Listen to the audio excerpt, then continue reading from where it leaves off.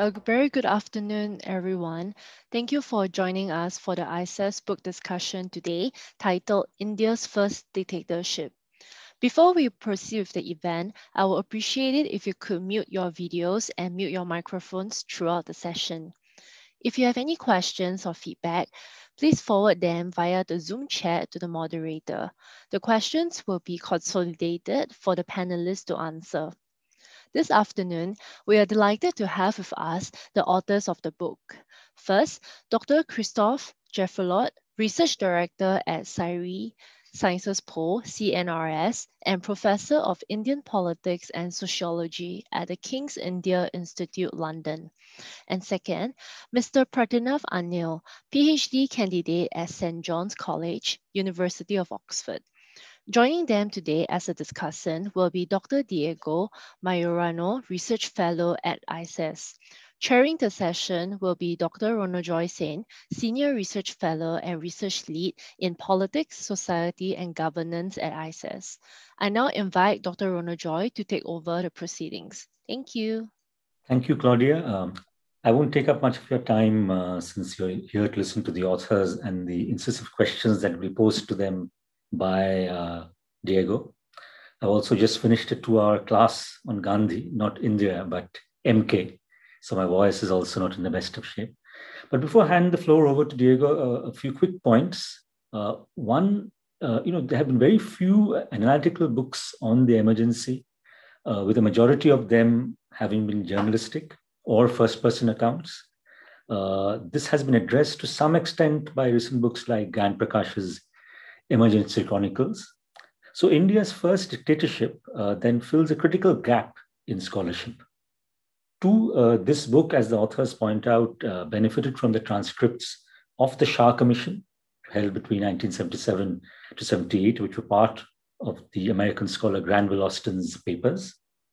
Finally, in addition to the detailed and very meticulous analysis of the emergency and what it represents, the authors make a very provocative point about the uniqueness of the emergency in the story of Indian democracy.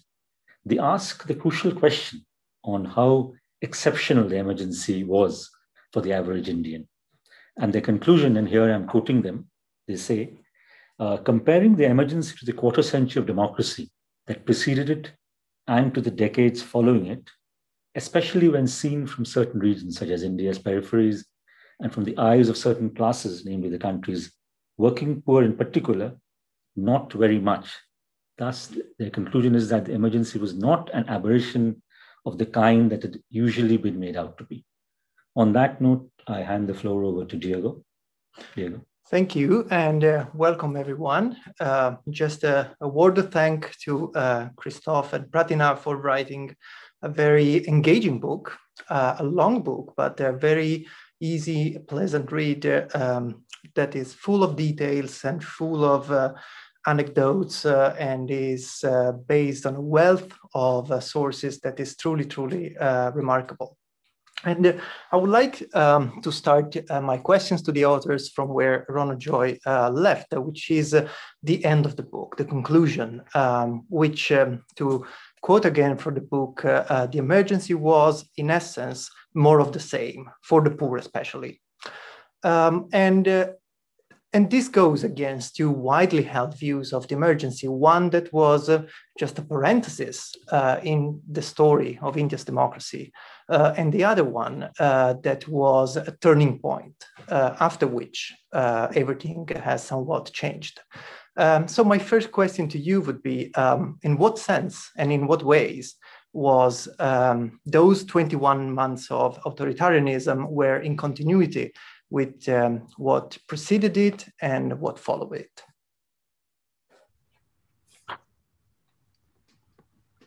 Thank you, Diego and Ronojoy. We will divide the time equally with Pratinav, so I'll try to be as quick as I can, and I will elaborate on my first responses. Well, first of all, there is certainly a trend in the 60s and early 70s that creates a sense of continuity between the pre-period, the pre-emergency period, and the emergency itself. It's in a way, it's the culminating point of a process of personalization and centralization of power, going back to the, if you want, replacement of the old guard congressman by new sycophants of Mrs. Gandhi. This is the transition from Nehru's Gandhi to Indira Gandhi's Congress, if you want, Nehru's Congress to Indira Gandhi's Congress. So it's not, in that sense, a turning point, and certainly not an aberration.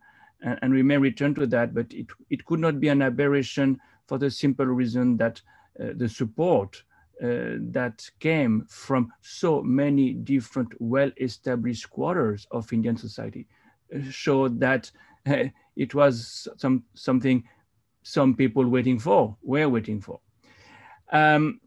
A turning point to some extent, and we are very particular about what has been introduced by the emergency and remained afterwards. I will just list three clear changes. This is a moment of accentuation of criminalization of politics in India, and that has not been reverted. And many of the villains of the 75, 77 years remained influential in politics, and some of them even stoked the 1984 anti-Sikh riots in Delhi. New people were promoted by Sanjay Gandhi and remained influential in politics. That's a turning point. The other turning point that we emphasize is that this is the moment when RSS, Sangh Parivar, people at large are mainstreamized. And we may return to this because that's a turning point that matters even today. And thirdly, it's also a turning point. It's also a watershed moment for industrial relations, because the neoliberal, or at least the liberalization turn that India will accentuate in the 80s is taken at that time. And I would add, it's not necessarily market friendly, it's probably more business friendly. And this is a turning point in terms of the rise of crony capitalism as well. So we do not deny that some of the new developments that India experienced subsequently took shape, crystallized at the time of the emergency. But we argue that for many other people, or at least for many people, it was more of the same. And just two quick illustrations for that. You know, the emergency is better known for mass sterilization, for displacement of slum dwellers.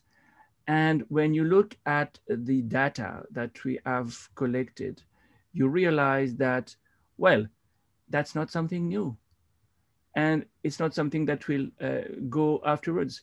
If you look at the figures we have compiled, you see that there were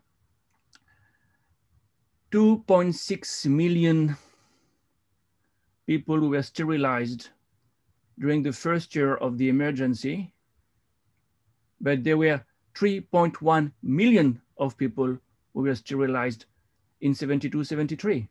You had more people sterilized before emergency than during the first year of emergency. So for those who were at the bottom of the pyramid and who were the first people affected by this policy, by the way, a World Bank supported policy, and we may return to the international support that the emergency received. The change is certainly not in nature. It may be, of course, of degree, because that intensified. But subsequently in 76 and 70, well, 77, only the first month. And secondly, we also look at the emergency at a time when beautification of cities became the order of the day, with a new urban planning agenda, anti-encroachment drives, especially in Delhi. Well, there's nothing new there either. Of course, Chokman Gate is a very acute moment of even drama, but to drive out people from the center of Delhi and to resettle them at the periphery was already something that Jagmohan orchestrated. And interestingly, Jagmohan, the right-hand man of Sanjay Gandhi in Delhi, was very well in place before the emergency. And he will remain very influential after the emergency, becoming even the Lieutenant Governor of Jammu and Kashmir. So where is the turning point there? For those who have been displaced before, and for those who will be displaced after, it's really more of the same. Of course, it's more intense. And Jagmohan, during the Shah Commission hearings, will say, well, I could do more quickly, but my plans were already there before. So we really emphasize that in the conclusion that when you look at the poor, those who were at the receiving end of state policies for a long time before, and who will continue to be at the receiving end of state policies after, it was more of the same. And we drew our inspiration there from a book that is probably one of the best books on the emergency by Emma Charlo, that has interviewed the people who have been displaced and who said, well, nothing much has changed really after the emergency so far as the slum dwellers were concerned. So that's why we emphasize the continuity. And of course, last but not least, that's my last sentence, we have looked at the emergency not only in the places where it was implemented the most forcefully, but across the country. And in many states, peasants were hardly affected. You know, the Mofussil people in Karnataka, Maharashtra, South India at large, East India as well, were hardly aware that there was something called the emergency, at least till mid-76. The epicenter of the atrocities were, of course, Delhi, Haryana, West UP, but the further you went from that epicenter to the periphery, the less affected people were. And they were affected by the same things they were affected forever. That is local oppression, caste segregation, and so on and so forth. Well, Christophe, you're quite right in emphasizing that the sterilization program, the gentrification program, and even when it came to industrial relations, there's a lot in common with the emergency and the periods that both preceded it and succeeded it. And I could give 3 more examples where we see that the worst of authoritarianism wasn't on display during the emergency, but also on the democratic periods that bookended it. So one could look at arbitrary incarceration, for example. So some 110,000 people were thrown behind bars between 1975 and 77. But it is important to remember that there's a long history of punishment in the Indian setting.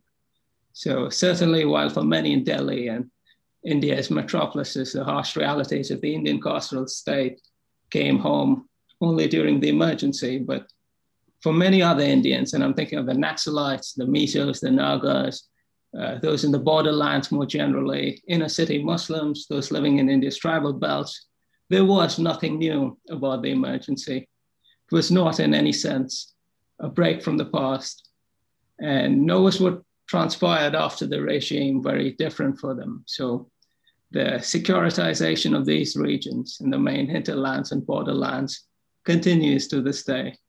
And one could also look at paramilitary and police violence, press censorship.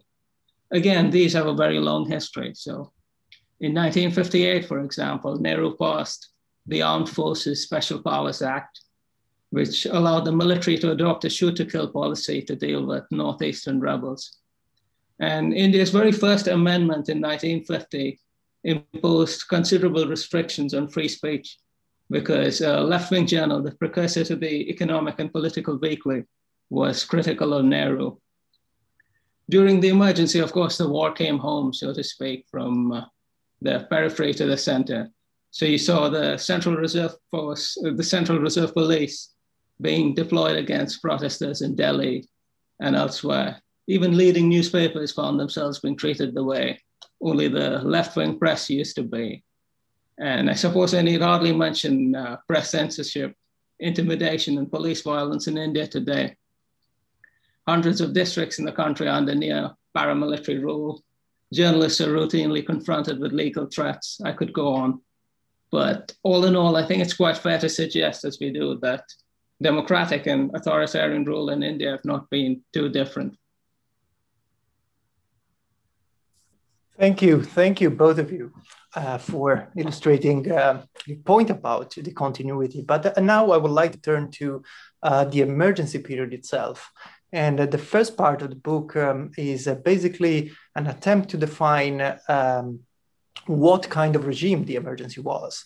And I'm not sure how many pages you spend on this problem, but many, which underscores the fact that it was a very complex phenomenon that can be defined from a variety of point of views. And you give at least 4 viewpoints or definitions of the emergency. One is the emergency as a constitutional dictatorship. A second element that you mention is the emergency as an ideology-less populist regime. A third one is the emergency as a corporatist regime. And finally, the emergency as a sultanist regime. So I would like to ask you to briefly explain to us what you mean by these 4 features of the emergency regime. Well, I may do one and then, well, let's alternate, Pratinav, so we can cover the 4. Okay. The first, of course, very important thing to mention is that it's not a coup. It's a constitutional decision that is made by Mrs. Gandhi. Of course, under the influence of Sanjay, S.S. Ray, so many others. But she made this decision in reaction to the JP movement, in reaction to the Allahabad High Court decision in June 1975, and also in reaction to the defeat of Congress in Gujarat in the state elections. So it's not improvised. It was in the pipeline since January 1975, but it's certainly a constitutional, at least a constitution-based decision. She relies on an article of the Constitution that allows her to, in fact, concentrate power even more in her hands. But she was already, as I've said, a kind of empress in India. Why is it still constitutional? Well, primarily because institutions which are so important, parliament, the judiciary, remain in place.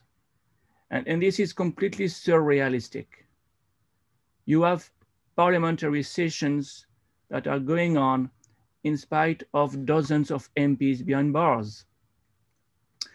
And some parliamentarians, Madhu Limai, for instance, will invite his colleagues to resign from parliament, but they did not.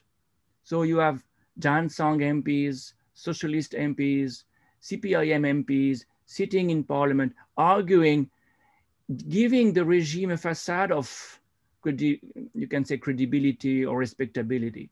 So parliament is working. Laws are passed, bills are debated. In that sense, the constitution is going on. Similarly, the Supreme Court and the judiciary at large. Now, judges sit, discuss, validate, sometimes upheld some decisions, but of course, they also gave the regime another facade of respectability. It's a judiciary that is bowing to the power that be. And in the habeas corpus case, for instance, really had a very dubious attitude regarding the right of individuals. Only one judge, Justice Khanna, was courageous enough for saying we should defend Indian citizens fully, even under the emergency. But the other judges did what Mrs. Gandhi was expecting. By the way, they also validate the withdrawal of any charge. You know, the charges that the Allahabad High Court had used against her, that went on appeal because of the Supreme Court. So we have a constitutional framework that, of course, was severely amended, but not completely transformed, because institutions of the Republic of India continue to work. And of course, the question that we may investigate further in our conversation is why? Why have judges showed so little courage? But that will be true of the media as well. But that's only the first part of my response. Sorry, Pratinav. Right, so I guess I'll look at the other three, populism, corporatism, and sultanism. So now there can be no doubt that Mrs. Gandhi's regime was a populist one. So there was, for instance, a preference for acclamation over election, popular over procedural concerns, the national good over political pluralism. So what we see is that liberal precepts such as the rule of law and individual freedom took a backseat. What mattered to Delhi's rulers then were only the demotic aspects of democracy, that is, the will of the people and their socioeconomic well-being. So the upshot is a political style that was effective because she spoke to the people directly on radio and on the hustings, and schizophrenic because it appealed to people as diverse as communists and big business. But what her politics did not have was a well-defined program. So in place of a program, you had a personality, Mrs. Gandhi herself, and a clear set of enemies, the JP movement, the opposition parties, revolting peasants and trade unions, the press, and even the political institutions of the Republic, the judiciary, the opposition in parliament, the regulatory agencies, all of which needed to be undermined. But for all that, the lack of ideology and the like, there's nevertheless a core substratum of thinking that went into the regime. And this leads us to the third term, corporatism. Now, the foremost thinker of this ism is Philip Schmitter. For him, a corporatist society is basically a statist polity that prevents the free and pluralist representation of class interests, one where social rank and hierarchies are settled by the state, and everyone knows their station, which we think is an apposite description of the emergency regime. So a remark made by D.K. Barua, the Congress president during the emergency, quite aptly captures the kind of corporatist thinking that was common currency during the mid-70s. He said that trade unions were trying to mislead the working class and sabotage production. So every sectional interest that had a stake in political conflict then had to be disciplined. One of Mrs. Gandhi's favorite words, incidentally. Unions had to be disciplined, so did Parliament, the judiciary, the press. Apex bodies and advisory boards were set up to replace trade unionism. 60 MPs were locked up. Judges were transferred and threatened. Journalists were imprisoned. Censorship imposed. Now, when taken to extreme, corporatism can look a lot like what Weber called Sultanism, the fourth attribute. So if corporatism is about top-down hierarchies, discipline, anti-pluralism, then Sultanism is corporatism gone rogue. So here the leader becomes not merely the representative of the people, but as it were, the Sultan. So more so than Indira Gandhi, it was her son, Sanjay, who represented the style of rule. So Sultanism, as Juan Lenz has it, is a form of personal rulership based on loyalty to the ruler. Rulers exercise power without restraints and at discretion. And this is precisely what Sanjay did, surrounding himself by cronies, nepotistically using public monies to further his private enterprises, interfering with the Reserve Bank of India, Air India, Central Bank of India, the New Delhi Municipal Corporation, and shaping the Youth Congress in his image, making it a vehicle of his programs and his programs alone. So it could be said that the emergency rather conveniently married populism, corporatism, and sultanism, creating its own distinct brand of authoritarianism, which is precisely what the constitutional dictatorship was. Thank you, both of you. I would like to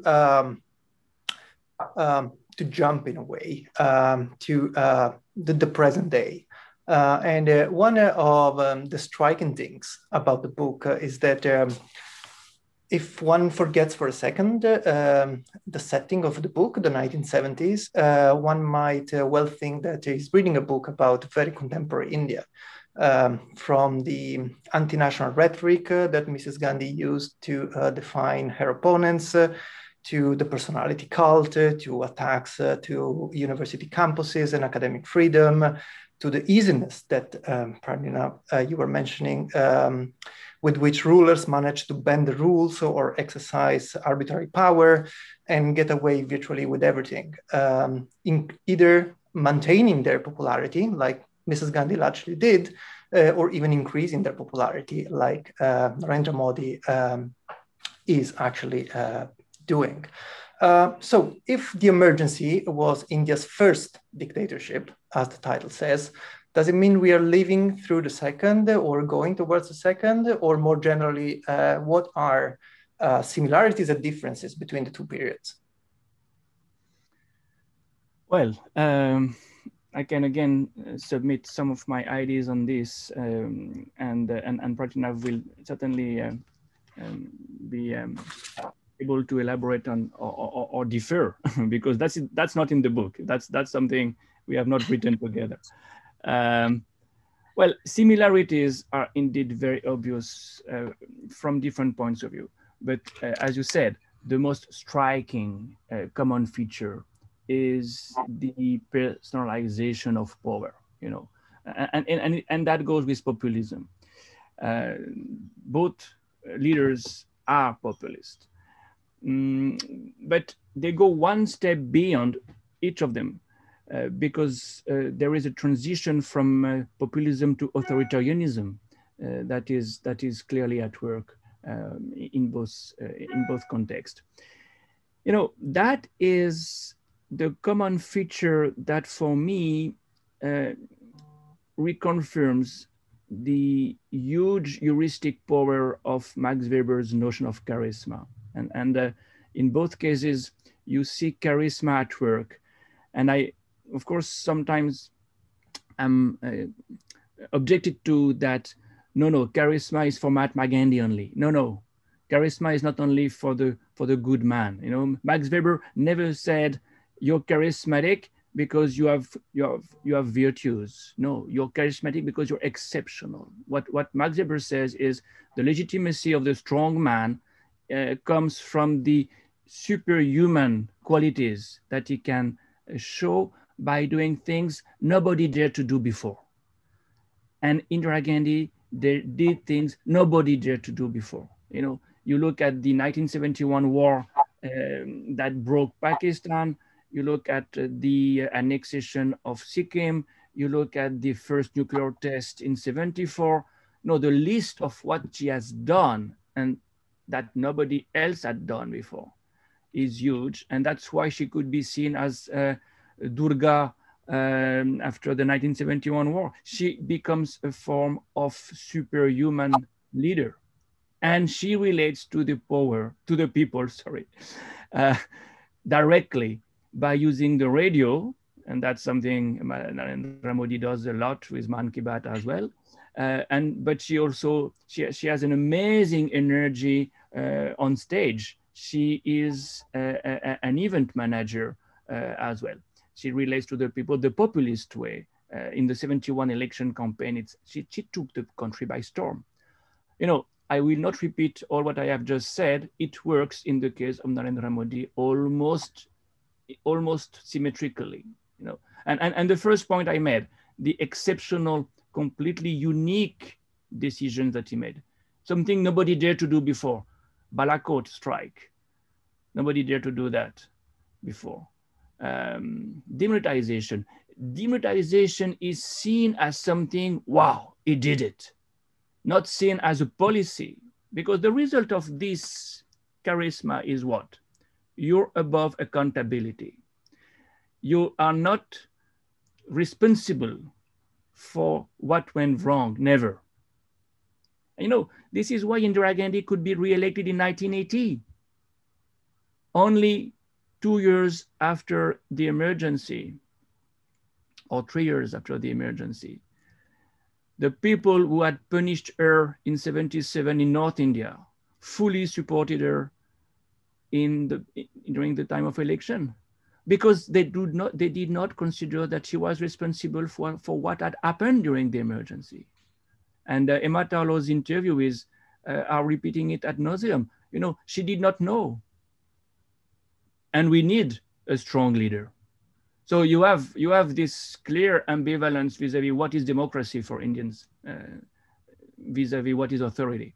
But to respond to your question, yes, there are these similarities. And of course, it goes with the desinstitutionalization of party politics. The parties do not matter anymore. Congress on the one hand, BJP on the other hand. And of course, also you can say, weakening of all institutions, including the bureaucracy. Now, one big difference, and I'll stop. One big difference is Indira Gandhi had no plan. She had no ideology. She was really an opportunistic, pragmatic, power-angry woman. Power was what was driving her. She was the realpolitik person par excellence. And she had no organization. She tried to transform the Congress party into a cadre-based party that failed miserably. She had to fall back on the bureaucracy.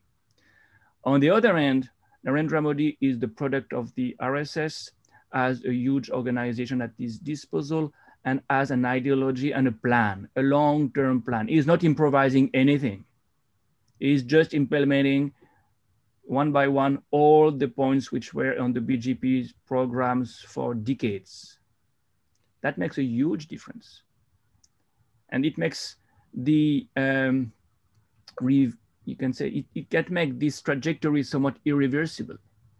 Whereas emergency could be reversed somewhat, not fully, but somewhat. And that's why I think we are not at all in the same I would say, context and circumstances. Well, I must say I do agree with most of what Christophe said, in the sense that both of them were charismatic, transformative rulers. But I guess I will disagree on the final point that Modi is the more dangerous of the two, because I feel that the differences when it comes down to those, probably Indira Gandhi was the more transformative ruler. And this is because while the Sangh Parivar does possess a clear ideology, that is hardline views from everything from miscegenation to conversion, and a stronger base in RSS Shakas and BJP cadres, over 100 million now, I feel it has nevertheless been unable to turn these to full account. So there is undeniably less violence, state violence today than during the emergency. I think it is presentist to suggest otherwise. So while both Modi and Indira can be described as authoritarian populists, his political style is certainly less authoritarian, if only because he enjoys greater political legitimacy and has less need for authoritarian rule. The latitude for resistance is also greater today. Carceral figures, political violence, and the death toll is lower. Though it may not seem so, but parliament and judiciary are more powerful today, the executive weaker. During the emergency, it must be remembered that there were 110,000 political prisoners, 60 MPs were in jail. Some 5,000 to 10,000 people died at the hands of the state, often trying to oppose its policies. Indira Gandhi also ran a very effective prior restraint regime, which has no equivalent today. There were no elections at the state and union level in 1975. Today, elections remain for the better part free and fair. So Modi, for all this strongman rhetoric, has never produced in legislative terms anything as far-reaching as the 42nd Amendment of 1976, under which fundamental rights were suspended when it came to challenging incarceration, emergency powers considerably expanded, parliament and judiciary crippled, the scope of president's rule in states of emergency widened, and the sanctions simplified. Indira Gandhi was also interested in moving towards presidentialism. Again, Modi appears utterly disinterested in such sweeping constitutional reform. All this is to say that there is far greater room for agency, greater resources for resistance today than at any point during the emergency regime. So on the whole, I think there is a certain defeatism in the comparison, which is why I'm somewhat averse to the common claim that we are living through, as it were, a second emergency.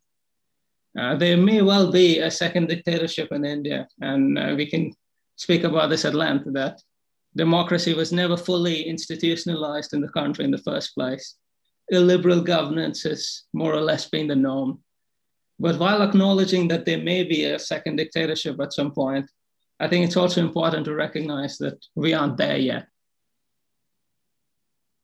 Thank you. Thank you. Again, I would like now to pick up on one of the themes that you just brought up, which is what you call the shallowness of India's democracy.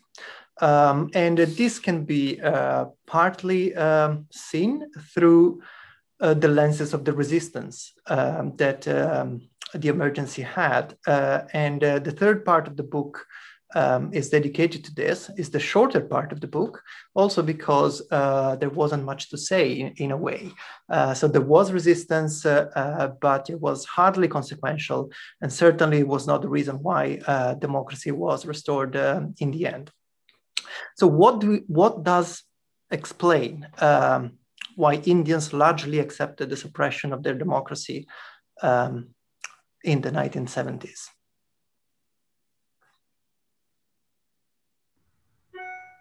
Well, you have to look at it in some perspective. The first very important thing to say is that Indira Gandhi had been in a position to transform the Congress into something completely different.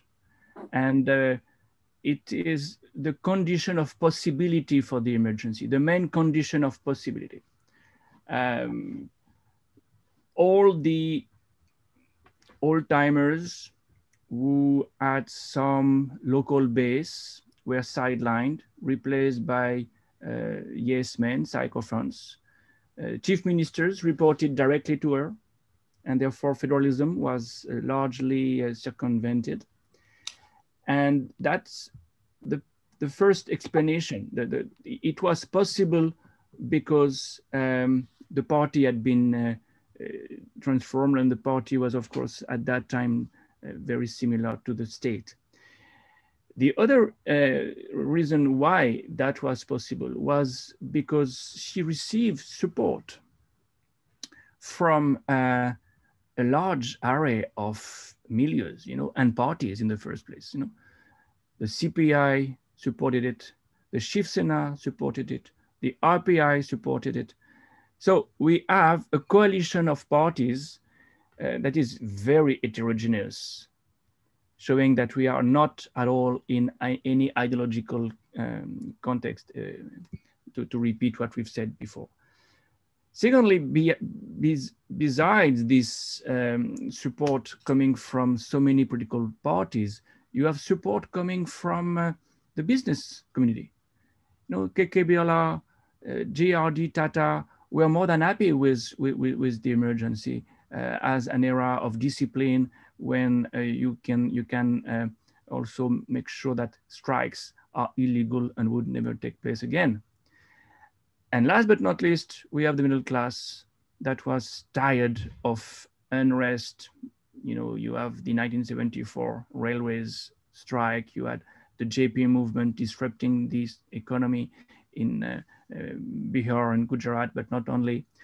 So the real question is, why have all these groups preferred to go for an authoritarian regime under the aegis of Mrs. Gandhi, rather than trying to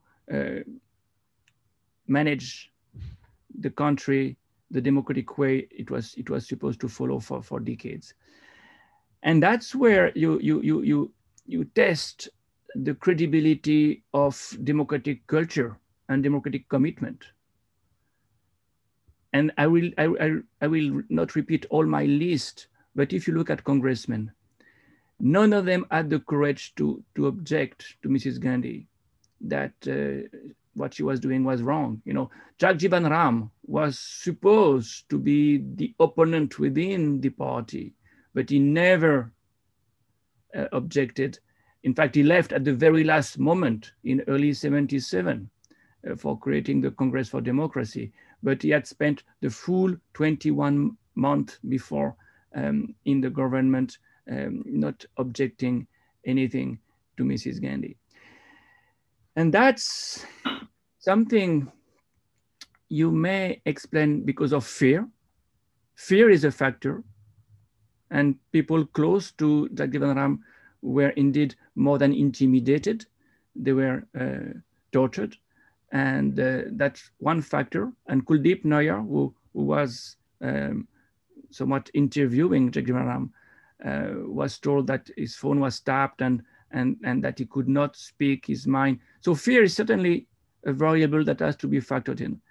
But beyond this, you have two explanations. One, politicians were after power and were not prepared to take risk. Even Charan Singh could have turned his coat till the very last moment. You know, we have so many indications of so many politicians who were more interested in a seat, in a kursi, than in the defense of democracy.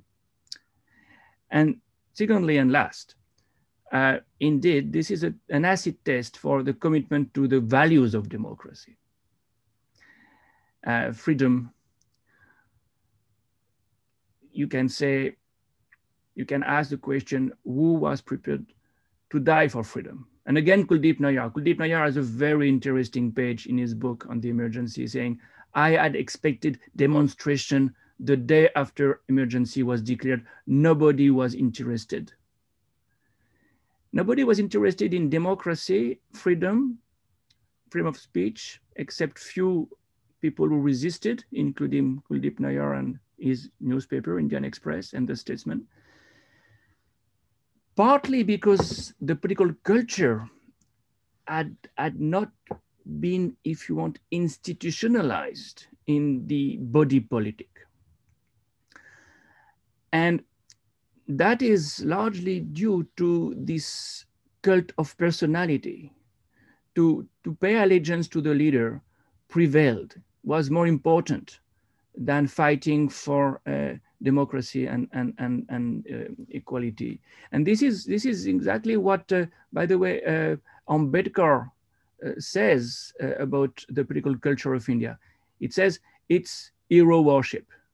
And of course, he refers to Mahatma Gandhi's capacity to rule against majorities. Mahatma Gandhi never followed the majority rule, but that can apply subsequently to Indira Gandhi, to Narendra Modi today.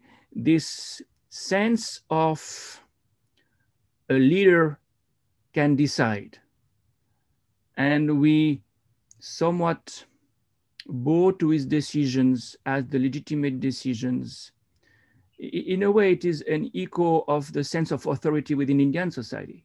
And it's not only the hierarchy, the social hierarchies which are at work there, but also the Guru Shishya Parampara. You know, this is the tradition of respect for the personality who knows better. And that goes against the democratic culture. So for all these reasons, we end up with a handful of resistance people. And those who resisted, by the way, did not necessarily resist because they wanted to defend democracy. There are very interesting letters that we cite by RSS cadres who said, we are resisting because we want the RSS to be legal again, because the ban against RSS was absolutely catastrophic for RSS leaders. We are not fighting for democracy primarily. We are fighting for our right to exist. So even among those who fought the emergency, you have motivations which are not necessarily pro-democracy. And that's why, and I end with that, that's why to study the emergency is a very interesting entry point into what is democracy in India. What is the political culture in India? So it's not only a 21-month story, it is an entry point into a much larger question that is very relevant today. Well, Christophe has highlighted the widespread support of the regime, the power-hungry political elite, fear which motivated them, and the limits of the political culture. And to this, I might add just one more point, which is the very character of the emergency regime. So it was foremost an authoritarian regime, not a totalitarian one. That is, depoliticization was very much central to the logic of the emergency. So very few people were asked to rise in its defense by Delhi's rulers. And this is why I think very few people found cause to resist it either. So the upshot was passive acceptance, shrug of the shoulders. The whole point of the emergency then was to pacify, or as Indira Gandhi had it, discipline a deeply political society. So people needed to get off the streets. Judges needed to fall in line. Opposition parties needed to stop backing the JP movement. The working classes needed to be reminded of their station. They had to end their penchant for strikes. And all this required depoliticization. So it could be said then that the vision of the emergency was distinctly anti-political. So central to its logic was the pacification of universities, factories, the countryside. And Mrs. Gandhi was all too aware that she would have been spectacularly inept at channeling, controlling, and mobilizing the masses. So it was that she never tried to push the emergency into a totalitarian direction. Weak authoritarianism was enough. So one doesn't see a Gandhi Uganda, this one word, a Hitler Uganda in Nazi Germany. Similarly, Sanjay Gandhi, despite Sanjay Gandhi's best efforts, that is, to make the Youth Congress into some kind of paramilitary arm of the Congress Party, it was nothing like, say, the Squadristi in fascist Italy. And even the slim volume Indira Gandhi published after the emergency, My Truth, or the 3 volumes of selected speeches and writings of Indira Gandhi, are nothing like Mao's Little Red Book. So the whole point of the emergency was to make people apathetic, uninterested in politics, inhere to the regime's programs, indifferent to resistance. And such views get right to the heart of the character of Indian democracy, as Christophe mentioned, and has dealt with at length in La Démocratie en Inde. So democracy on this account was a top-down imposition hammered out in camera by elite groupings, none of which were powerful enough to rule alone and unimpeded. So none of the 4 powerful classes that counted for anything were strong enough to rule alone. So they settled to rule collectively in a power-sharing arrangement. And democracy was precisely this kind of power-sharing arrangement between the ruling class of the Congress and the bureaucracy that came with it, the capitalist milieu, the dominant peasantry, and the remnants of the aristocracy. So when you have this entire force lined up behind you, it's very unlikely that you get a lot of resistance to it. Thank you. So this would be my last question. So I would invite members of the audience to, if you have questions, to submit them through the chat, and then Ronojoy will curate them and ask them to the two authors. So my last question is, again, picking up something that Christophe mentioned at the beginning, which is a very interesting point, in my opinion, that one of the most profound legacies of the emergency was end of the JP movement that preceded it. It was the legitimization of the Hindu nationalist movement. And you quote Advani, who says that the JP movement removed the untouchability from the Hindutva project. So can you just tell us how did this happen? Well, it started indeed with the JP movement, 73, 74.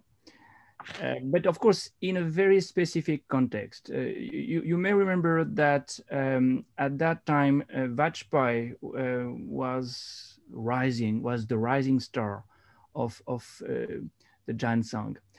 And he wanted to make the party more acceptable to those who at that time were in favor of non-Congressism. So the opponents of Congress who were prepared to join hands against Congress, whatever their ideology, and that's the idea Loya had introduced in the 60s already, were also more than happy to bring Jan Sangh on board.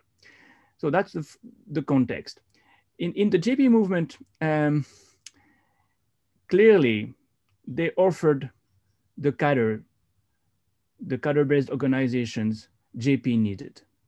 And at that time, Gamit Acharya was one of the ABVP leaders who in BR helped him a lot. Nanaji Deshmukh also was a very important RSS cadre who knew JP before because they had worked together in villages in the name of Gandhian reconstruction of rural India. So BR was the place where the ecosystem took shape.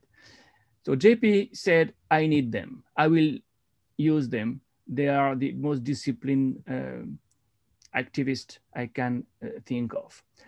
And he legitimized them, you know, when he said, if you are a fascist, I am a fascist too. And that was a way to completely break with the leftist tradition of stigmatizing RSS as a fascist organization. That's something the Jan Sangh was very happy with, and they realized quickly that they could benefit from this by somewhat merging their identity in a larger opposition front. And that's something that will be precipitated during the emergency period in jail, because the big mistake Mrs. Gandhi made was to put all these political leaders in the same jails. So you add in TR jail, for instance, leaders who could prepare the ground for the Janata Party. And therefore, the Jan Sangh became not only useful as cadre-based organization fighting in the street or underground, but also a key component for the post-emergency elections which were to take place. And indeed, in 1977, Jan Sangh became the strongest party in many Indian states that were won by Janata Party, which resulted in the third phase, if you want. There is the JP movement, there is the emergency pressure cooker, if you want, in jail. And there is thirdly, the Janata Party government, where they were indeed in a position, as Advani said, to be destigmatized. They were not the untouchables anymore because they were given very prestigious portfolios. Vajpayee became foreign minister. Advani became information and broadcasting minister. They were naturalized. Except that you still add socialists, including Madhulima and others, who criticized the dual membership situation in which ex-Jan Sangh ministers were. So they failed at the end, and the Janata Party broke. But a point of no return had been reached. And the way you can say Jansong or Jansong is, we are mainstreamized, could give birth, could explain afterwards, very soon afterwards, the making of BJP. And BJP was somewhat a post-Janata Party organization, at least in the beginning, using positive secularism and Gandhian socialism as its mottos. So yes, it's a turning point in that sense. You can say that there is a mainstreamization process that has been precipitated by the emergency, but we need to look at the phase before and the phase after for understanding the process fully. Well, I suppose I have nothing to add to that. It was precisely the three things that Christophe mentioned that led to the mainstreamizing of the junta, the RSS. Thank you. Thank you. Thank to both of you. That was my last question. This is what the book's like. It's published by Hearst & Co. And I will now leave the floor to Ronojoy, who will collate questions that came through the chat. Thank you both. Thank you, Diego. Thank you, Christophe and Pratinav. So we have a few questions which I'll try and collate, which you also might be able to see probably on the chat function, since we don't have too much time, 20 minutes or so. So there's one question, I guess, what you present is a fairly bleak picture. So I think here's a question, not just of the emergency, but of Indian democracy in general. So there's a question about mobilization and responses. And this question is about the post-emergency period. What you see is in the late 80s, early 90s, in the formation of regional agrarian political parties. And of course, you see the Mandal moment, the breakdown of the Congress system, the sort of third political system, if you will. And this is something, of course, that Christophe has written about in great detail. So the question is, after this regime, I guess, after the current regime, the Modi regime loses power, what will be the kinds of the basis of social mobilization, sort of looking into the future? And I'll just take the liberty of clubbing together a couple of other questions. One is, you talked about, Christophe talked about how the emergency was not, was unevenly felt across the country, and beyond the sort of Delhi and its sort of hinterland, not so much. So there's a question about how the Northeast experienced the emergency. I don't know whether if you have any views on that. There's also a question on the role of the army. What role did it sort of play? You talked about all the other institutions being subverted, etc. What was the impact on the army? So I think those are the few questions. There's one member of the audience, Vice Admiral Sinha, wants to make an intervention. So maybe I'll ask him to make his intervention, and if we can make it very brief. Admiral Sinha, do you want to make a quick intervention? Sorry, I don't see him anymore. Yeah, one second. Can you hear me? Yeah, please. If you can keep your intervention very short, thanks. Video is also muted? No, we can hear you. Yeah. Yeah, you don't need the video. Not necessary. Okay, but if you want to, yeah. Well, thank you very much, Christopher. I think the overall analysis, after all, it's a lot of research work, and I know Christopher has been sort of, mastering the Indian political system for a long time. In fact, he knows more about politics than most of us put together. As far as just the last one that you mentioned, that the armed forces have nothing to do with the politics of the country. They just follow what orders are given, and the generals have to discuss this with the politicians. Beyond that, it is really not the armed forces business, fairly apolitical. Now, what I want to put across is just that's only my thought process. Really, it's not a comment on your book or something. The political system in India was going through a churn. It is true that it was an elitist party, and Congress was the only party probably at the time of, when all the effort was being made to get the independence. I must tell you that one of the major reasons for people not being interested in getting the democracy back, I think both of you mentioned this, it is quite right. Because if you look at how many people actually sacrificed their life to get the independence. Do you have a question for the author? If you can. No, I don't have a question. I'm just giving a comment. Okay. And therefore, from being an elitist party, the political system in India was slowly shifting to become more democratic and not, being a family sort of tree. And that's exactly what the present system is doing, that getting that, the family business being in politics gradually out. It's not fully out. There are people who are even in the ruling party right now. But I think that, the track is right. It is just about, 75 years. So I would think that possibly it takes that much of time for a country to stabilize as a full democracy. But I can tell you that it is more democratic than what you have made it sound. Thank you. Okay. Thank you, Sinha. Christophe and Pratinav, do you want to respond to the earlier questions that were posed? Well, I may say a word about the army because it's a very good question, of course, especially if you look at India's neighbors. And never forget, by the way, that in 75, there is a coup in Bangladesh. And Mrs. Gandhi is very much afraid of a similar coup. That's something we have not mentioned so far. She was very insecure, and the root cause for emergency is also that she's on the defensive and she prefers to attack. She has been under attack. She's been vulnerable. She has been insecure for many years within the party in the first place and beyond the party afterwards.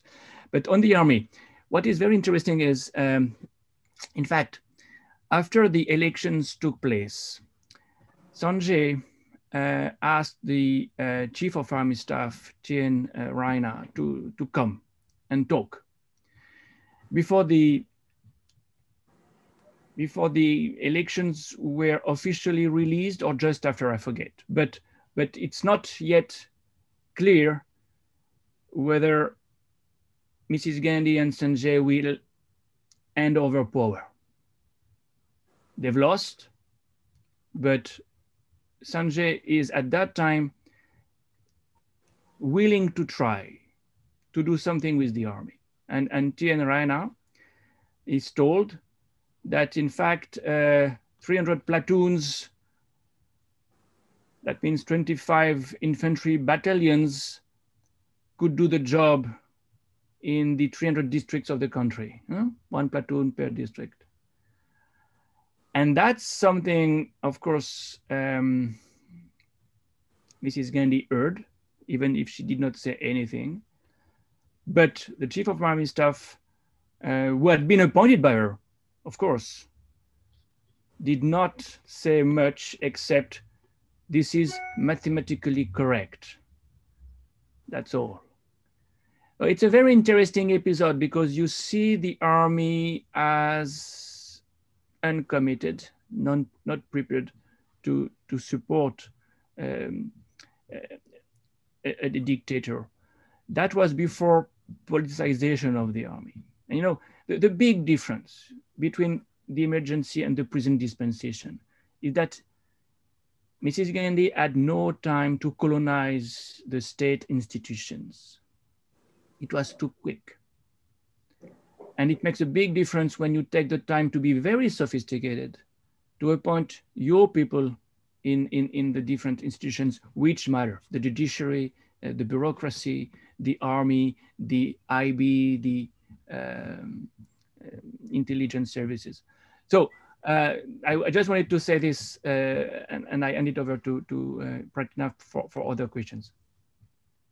Oh yeah, right. About the point about the army, and that's the 1977 episode was quite something, and I think it's a testament incidentally to the healthy civil-military relations that Indira Gandhi's father, Nehru, had fostered, that India did not see its second dictatorship in 1977. So the coup ended up not very different from Trump's coup last month. You know, it was too little and too late. But more than the army, I think we also need to talk about the paramilitaries. And they're also a million-strong force in India in 1975. And they were quite ready to work and be deployed by Indira Gandhi on the streets of Delhi and elsewhere. So you often have demolition squads coming in with strong paramilitary backing to do the task at hand. And so while the army itself had nothing to do with the emergency, India's paramilitary forces certainly did, and they did play a strong role in seeing that there was little dissent that was expressed violently. And about the point about the Northeast, we do have a bit about the Northeast, in fact. And what we noticed was that the emergency didn't really have much traction there. And Mrs. Gandhi took credit for pacifying the Northeast, as she put it, by signing deals with the Naga and Mizo rebels in November 1975 and July 1976, respectively. So before that, some Nagas and Mizos were taken prisoner during the emergency. But after these accords were signed, one basically saw that there was no emergency as such in the Northeast. They chalked far fewer sterilizations, demolitions, and the like. And the final point about the kinds of future mobilization, I think the last 2 years have shown that they're not going to be too different from the kinds of mobilizations we've seen in the past. The last round of peasant protests, the still ongoing ones, are no different from the ones we saw in the 80s or 1979, for that matter, or the urban protests of last year against the CAA movement, which was, I mean, of course, those protests had a lot in common with the JP movement or Anna Hazare's protests of 2011. So I feel you will see mass mobilization increasingly on the streets, and I don't think it's going to be any different from the past. Christophe, did you have anything to add on the mobilization bit, or? Well, I can't say a word, not looking at the present mobilization, but at the mobilizations which followed the Janata Party phase, because that's what the participant was asking, I think, also.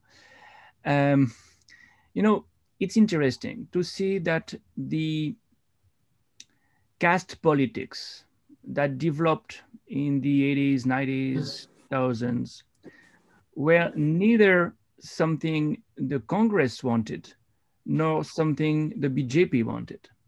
So when we have some democratization process, they are not born within the two mainstream parties.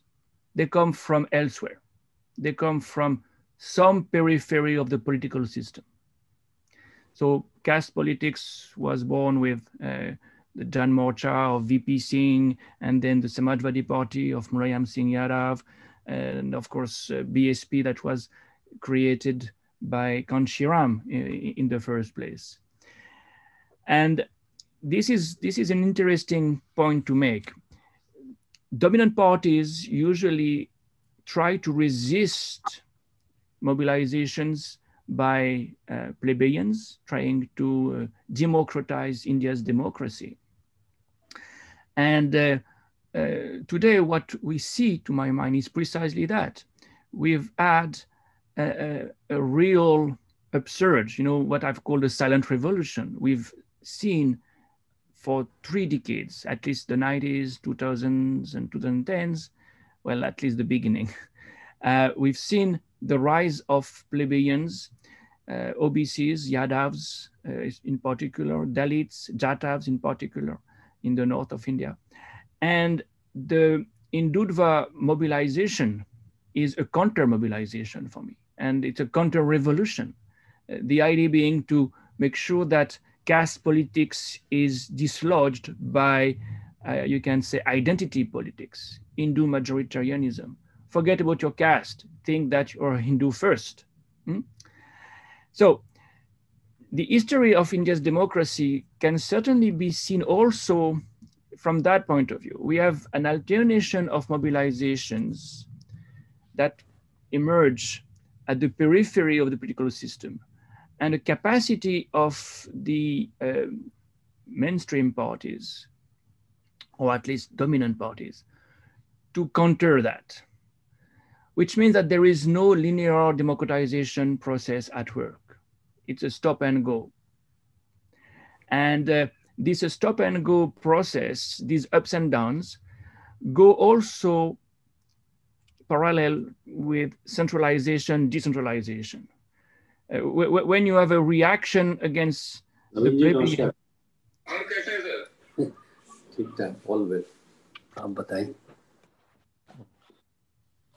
Sorry, no problem. When you have this kind of reaction, it goes with more authority, more centralization. It's always at the expense of federalism. When on the contrary, you have the rise of, I would say, peripheries, social peripheries. It's also the rise of, I would say, geographical peripheries. And you see the third force, you see the UPA 1, UPA 2, which are not only more democratic in the sense that they are more social, and never forget that Mandal 2 was under UPA 2. And never forget that the democratization process that has been initiated by non-Congress people had finally been implemented by Arjun Singh and other Congress people. Not only there is this social dimension, but there is the federal, I would say, decentralization dimension. So we may certainly look at the trajectory of democracy in India as a cyclical kind of trajectory with an alternation in power of strong men or strong women representing elite groups and centralizing power in their hands and in Delhi. And on the contrary, phases of democratization, social democratization that go with more decentralization and more federalism. Now, the question really is, will we see a phase of that kind in the future, or is majoritarianism the only game in town?